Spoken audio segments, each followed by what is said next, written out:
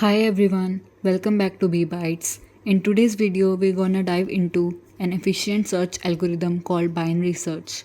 This method is essential in data structures and algorithms, especially when we work with the sorted data. So let us explore how it works and why it's so powerful. Imagine you have a sorted list of numbers and you are asked to find a specific number in it. So now instead of checking each element one by one, like in the linear search, the binary search will allow us to skip the large parts of the list. So let us see an animation how the binary search works. I don't wanna talk about it. I just wanna dance around it. I don't wanna talk about it. I just wanna dance around it. I don't wanna talk. So let us talk about the first part of the code, that is the iterative approach to solve the binary search algorithm. So as we can see here, the code firstly includes the iostream file, right? That is for the starting. Then we include the using namespace std to just include all the necessary libraries, not to write the cout statement every time. So we include the using namespace standard. So then we use the function. We make the function that is int binary search of integer data type. The binary search function we include here, right? And in that function we take the parameters as the size of the array, right, the array and the target that we have to find here. Then we take the left element and then we take the right element. So we keep the left element to the 0, we initialize it with the 0, and the right element is taken as size minus 1, which means that the range of the array will be from 0 to size minus 1, where size is the number of elements in the array, right? Then we apply the while loop here, that when while the left element is less than or equal to the right element, then you will find the middle element, right? Means if the left element is 5 and the right element is 7, so then we will find the mid of the array, right? We take the left element, we take the right element, and we add them and divide it by the 2, right? We find the average, find the middle element. Then we compare the middle element to the target element. If the middle element is equal to the target element, then we return the middle element, right? And if the middle element is less than the target element, then we keep the left equal to mid plus 1. Means if target is greater, we ignore the left half. Then if target is smaller, then what will we do?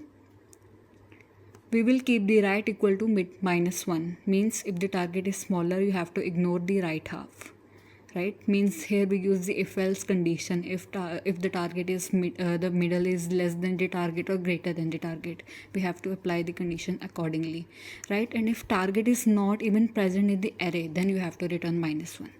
The function will return minus 1 basically.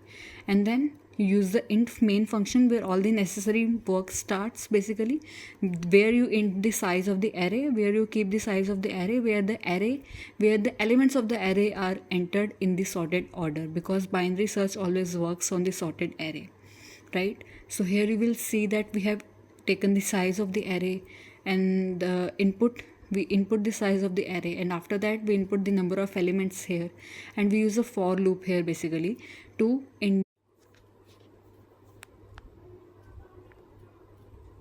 less than the size of the array, and then we keep incrementing the index just to continue with the loop, and then we take the input as the array, right? And then after that we take int target, means the target element should be entered when we entered the array, when we entered its size, so the next turn is of the target, right? So we will write that cout target, means c in target, right? And after that the result will come, means if the element is present, or if it is not present, so it will return. And if the element is present, it will return that the element is present at which index, right? So it will find its position also basically. And at the end we use the binary search. There we take the 3 parameters: the array, the size, and the target element, right? So this is the iterative approach, and after that we will be discussing the recursion approach. So let us now discuss about the recursive method of binary search. So here firstly, after using the namespace std line, we use the binary search function. So basically imagine you have a sorted list of number and you want to find a specific number, let's call it x, right? So search if the we have to check that if the search space is valid or not, means the space where we have to find the number, that the position where we have to find the number, the low, the high, or any random position where we have to find the number x, that is valid or not, means that space, that position is present in the array or not.